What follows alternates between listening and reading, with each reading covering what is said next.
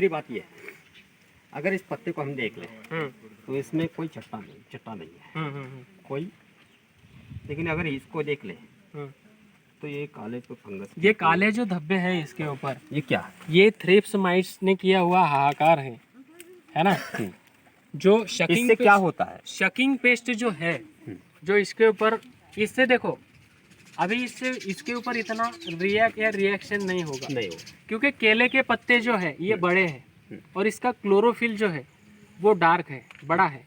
अभी यही डिवाइडेशन आपका अगर यहाँ पे मान लीजिए मूंगफली होती या सोयाबीन होती तो उसके पत्ते कितने छोटे, इतना सा पत्ता, और इसमें इतने से पत्ते में अगर यहाँ पे 10 धब्बे अगर होते तो ये पत्ते का पूरा क्लोरोफिल वो खींच लेता, मतलब कि वो पत्ता ड्रॉप खत्म। केले में वो समस्या नहीं होती है, केले में अभी इसका कुछ समस्या नहीं आएगा, लेकिन यही समस्या केले का बंच अगर आया हुआ है वो एकदम स्मूथ होता है और इसके ऊपर अगर ये बूंद के आएगी तो वो उसमें से क्लोरोफिल वो खींच लेता है। केले में उसमें लेंथ में, कीपिंग क्वालिटी में और भरने में थोड़ा सा कहीं ना कहीं समस्या जाता है।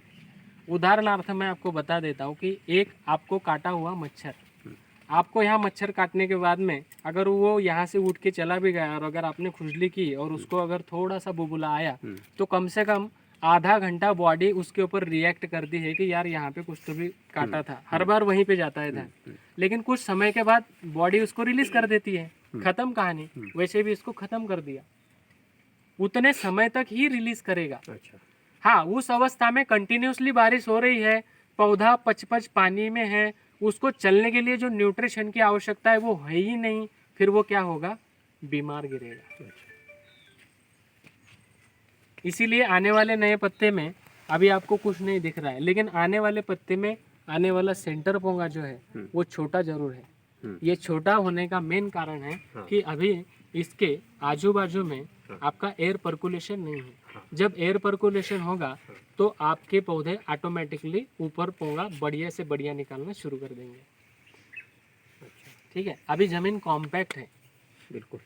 अगर पौधे से 1.5 फीट इधर और इधर अगर नाली निकालते हो तो आपको कई सारे अच्छे बेनिफिट्स इसमें दिखेंगे।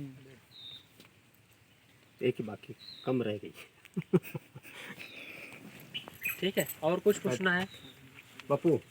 काय विचारायचं? लागवड कुठल्या महिन्यात योग्य आहे सर? लागवड कुठल्या महिन्यात योग्य आहे?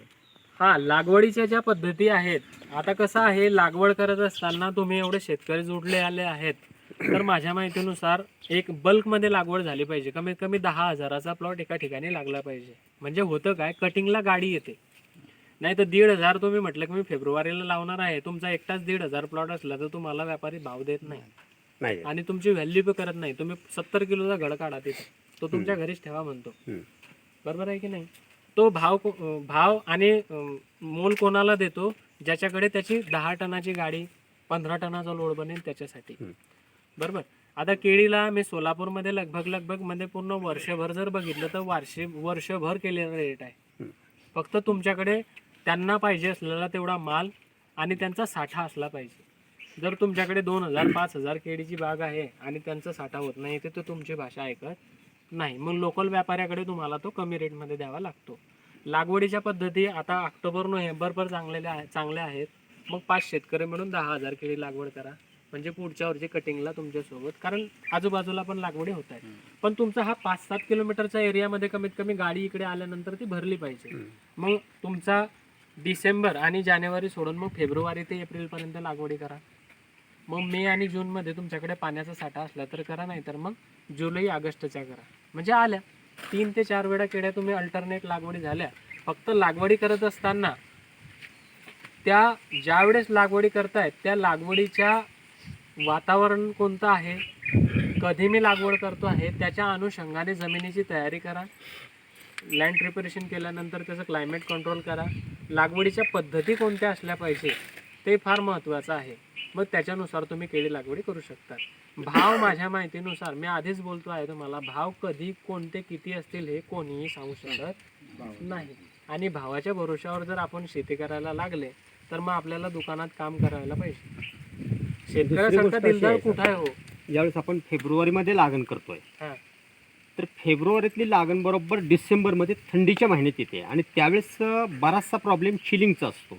मग त्या चिलिंगला आपण आटोक्यात कसं घ्यायचं? चिलिंगला ऍक्च्युअल तुमच्याकडचा हा जो भाग आहे तुम्हाला चिलिंग हा प्रकार नाहीये. आहे बरोबर आहे तर भरपूर प्रमाणात आहे.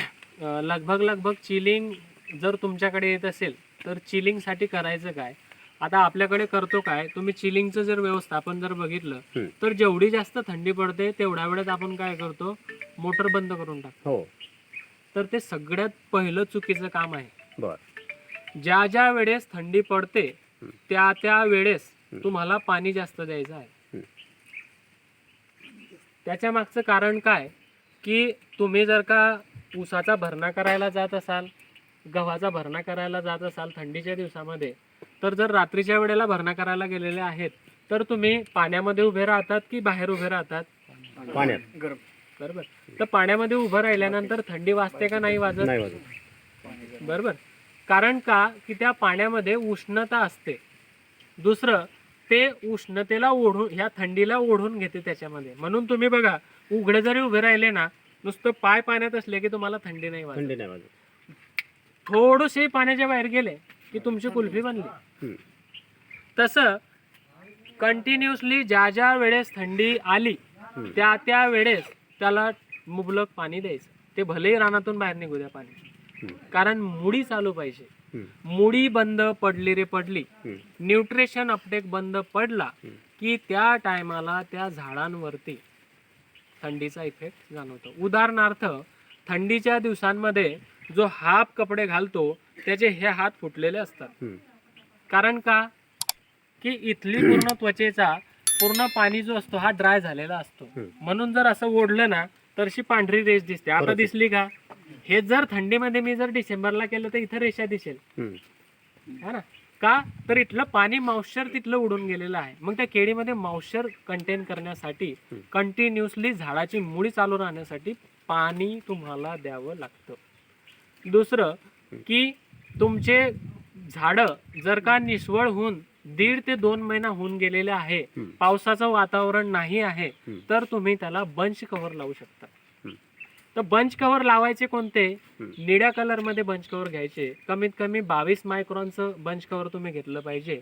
24चं मिळालं तर अतिउत्तम आहे, पण ते मिळत महाग असतं. तर 24 मायक्रॉन ब्लू कलर मध्ये चांगल्या मोठ्या साईजची बॅग घ्यायची, म्हणजे जेणेकरून वरपासनं खालपर्यंत एवढी खाली लुंबली पाहिजे आणि त्याला होल असले पाहिजे. म्हणजे मग त्याला एक स्वेटर घातल्यासारखं होतं. तिसरी गोष्ट मी तुम्हाला पहिल्यापासून सांगतो आहे की केळीला क्लायमेट कंट्रोल हा फार मोठा रोल आहे. म्हणजे तुमच्या केळीच्या प्लॉटच्या चारही बाजूला गन्ना घास असणं फार महत्वाचं आहे. मी तुम्हाला मगाशी एक उदाहरण दिलं काकडीचं. ती काकडी का 15 लाखाची झाली? तर त्या काकडीच्या चारी बाजूला न कळत त्यांचा गुरांसाठी लावलेला चारा होता. त्या चाऱ्यामुळे उष्णतेच्या लाटाच त्या शेतामध्ये आल्या नाही आणि तेवढं ते वातावरण टेम्परेचरच्या झोनमध्ये होतं. परंतु सगळ्यात जास्त ऊन लागतं केव्हा? झळ लागते तेव्हा. नॉर्मल उन्हामध्ये त्याचा परिणाम असाही होतोय की ज्यावेळेस आपण गन्ना घास लावतोय त्याच्या कडेची जी लाईन आहे ती पूर्ण जाते. आता ते लागवडीच्या ज्या पद्धती आहेत आणि सांगण्याच्या ज्या पद्धती आहेत, मी काय सांगतो, करणी आणि कथनीमध्ये अंतर आहे. आता तुम्ही गन्ना घास आजपर्यंत शेतकऱ्यांना सांगितलं गेलं की कळेला गन्ना घास लावा. कोणाला कोणत्या शेतकऱ्याने गन्ना घासला मेंटेन केलं का? त्याचे ट्रिलर्स मेंटेन्स केले का? एका गन्ना घासच्या डोळ्याला 12-12, 14-14 फुटवे निघतात. तुम्ही 6-6 इंचावरती ते डोळे लावतात. किती वेडापणा या. 2 फुटावर पाहिजे. मी मगाशी बोललो हा त्यांचं काटेकोर लक्ष आहे मी काय काय बोललेलो आहे. कमी करावं लागेल. तुमच्या केळीच्या झाडांमध्ये समजा हा प्लॉट आहे, या प्लॉटच्या ह्या सेंटरला एक झाड लागलं पाहिजे, त्या सेंटरला 2 झाडं लागली पाहिजे. असे 2.5 फुटावरती तुमच्या चारही बाजूला गन्ना घास लागली पाहिजे. गन्ना घास लागल्यानंतर तिचे पहिले सुरुवातीचे 2 महिने झाले की त्याला फुटवे आलेले असतात. ते फुटवे मेंटेन करायचे. त्याला एका फुटव्याला 5 ते 7 जोडे ठेवायचे ट्रिलर्स. ते ट्रिलर जर तुम्ही ठेवले तर ते गन्ना घास पटकन वरती निघून जाईल. दुसरं केळीच्या जे प्लॉट्स आहेत त्यांना हवा पण लागेल. आता मी तुम्हाला कुठं सांगितलं ते लावायला, इथं तुम्ही लावतात इथं. हे झाडाला ना हवा लागते ना काही लागते, दुसरं चाललं सगळं चासच लावून दिलं, आवाज बुक्के बम. ते ट्रिलर्स खाली एवढे पानं असतात ना त्याचे होय. की ते पूर्ण हवेला प्रतिबंध करतात. आता कसं आहे, पूर्णच थंड हवा बंद करायची आहे का, काही तर हवा जायला पाहिजे ना. मग त्याच्यासाठी 2 झाडांच्या मध्ये इथं एक ट्रिलर्स लावा, इथं डोळा लावा, याच्या बाजूला इथं लावा, इथं लावा, संपला. तो बरोबर त्याचा घेरा बनवेल ना. तुम्ही काय करतात ना, चासच पेरून देतात. बरोबर. साईडनं जर केळी म्हणजे जर झालं दाट काय, थोडी अरे ते चेक हा टाकला साहेब, अरे टाकायचा नव्हता, टाकून दिला नुसतं. अरे तो चेक टाकला साहेब, अरे टाकायचा नव्हता, अरे गन्ना घास लावलाय ना साहेब, बापरे असं नाही लावायचं होतं. तो हा फरक असतो. हीच दुसरं अंतर कमी trailers करून जर लावलं तर maintain सर करायचे साईडनं जर हीच जर अंतर कमी करून जर लावली पूर्ण कड्याला. आता होतं काय, सगळ्या शेतकऱ्यांचं लक्ष बांधावरती असतं, बरोबर. मध्ये गट्टा गोळ असतो, तो बांध करूनच त्याच्यात शेवटलं त्रास त्या बांधात कसं बसेल त्याचे सगळे बांधे लढाया त्या बांधावरती आहे. बरोबर. मग तुम्ही बांधाला 2 फूट जागा सोडा ना, आलं का. दुसरी गोष्ट, चारही बाजूला मी काय सांगितलं, क्रॉप लावत असताना आपल्या शेतामध्ये मी केळी कधी लावतो आहे, माझं 2च एकर रान आहे, आजूबाजूला तर लय खतरनाक शेतकरी आहेत माझ्या, सगळे काका चुलते आहेत. मग कोणी ऊस लावलेला आहे, कोणी मका लावलेला आहे, कोणी कोथिंबीर लावलेली आहे. माझं उन्हाच्या वेळेला जसं मेचा फुल, एप्रिलचा फुल उन्हाची झाड निघणार आहे, त्या टायमाला कोणत्या बाजूने काय खाली राहणार आहे, आलं लक्षात. मग त्या टायमाला तिथून प्रोटेक्शन पाहिजे. नाही तर आता ऊस राहू दे, 8 साली ऊस गेला मार्च मध्ये कापून, पूर्ण एप्रिल भर गरम हवा आताच घुसते, धुतलं त्याला गरम हवे, आलं का. 8 साली ऊस उभा आहे, तुला आज प्रोटेक्शन आहे, पण उद्याच्या दिवशी काय, तो तर मरेलच, पूर्ण प्लॉटच जाम लावून जाईल त्याचा. ते आपल्याला लक्ष असलं पाहिजे की मला माझ्या प्लॉटमध्ये चारही बाजूला, जर ह्या बाजूने आता हंगामी ऊस लावलेला आहे, काही गरज नाही, काही कापणार नाही, केळीच संपते आपली तेवढ्या वाड्यात, ह्या बाजूने काही लावायची आवश्यकता नाही. इकडून ना ठीक आहे, मक्यामुळे पहिल्यांदा हवा लागणार नाही, मग आता काही लावू नका. पण आता गरम थंडी हवा वाचली, पण गरम हवा वाचायला पाहिजे. जसा त्याचा मका निघाला तुमच्या फेब्रुवारीमध्ये, तसा आपण त्या बाजूने आपलं काहीतरी गन्ना घास लावून घ्यायची. हे नियोजन कोणाला करावं लागेल, शेतकरी आपल्याला. आता तुमचे 2 चासं त्या गन्ना घासमुळे काय येत नाहीये ते तुमच्या जवळच त्याची उदाहरणं आहे. बरोबर. तुम्ही गन्ना घासला ना ट्रेलर्स मेंटेन्स केले ना, तुम्ही त्याची कटाई केली, जसं आलं तसं माणसाला बघावं लागतं की कुकडून घुसून. दुसरं वरतून तर सांगतो साहेब, डुकरा आलेच नाही बरं का. अरे डुकरा, तुझे हे 2 तास गायब झाले इकडचे, तू डुकराच्या मागे पडते, तू मेंटेन कर बाबा त्याला. आहेत भरपूर साहेब, तुम्ही सांगितलेलं सगळं, पण ते कसं असते, तुमच्या शेतामध्ये काही कमी मी सांगितले ना, तर तुम्ही म्हणणार याला जेवण करवलं यावेळेस, पुढच्या वेळेला पाणी द्यायचं. कमी पहिले तरी एकदम कमीच सांगायला पाहिजे. कमी का सांगायला पाहिजे माहिती का, आपल्याला त्याच्यामध्ये प्रगती करायची म्हणजे आपली कमी काहीतरी ऐकून घ्यायला पाहिजे ना, नेमकं आपण कुठं चुकतोय. आता ह्या ज्या गोष्टी आहेत, गन्ना घास लगाव नेला तुम्ही लागणार, त्याने ते आयत्यामध्येच चुकी झाली, ती त्याला मेंटेन करावं लागते ना. इस रस्ते से हा जाऊ ना, अरे मेला तू त्या रस्त्याने जायचं नाही होतं, मी तुला बरं सांगत होतो की तिकडून जाऊ नको, तू इकडून जा, संपला. इकडून म्हणून सर पळतंय. आता काही गोष्टी असल्या तुमच्या, तर बऱ्यापैकी माझ्या माहितीनुसार तुमच्या प्रश्नांची उत्तर झालेली आहेत, आणि ह्या छोट्या छोट्या गोष्टी आहेत ज्या तुम्हाला पण माहिती आहेत, आणि ह्या छोट्या छोट्याच गोष्टी जर तुम्ही रिपेअर केल्या तर जेणेकरून तुमचं उत्पन्न वाढू शकतं.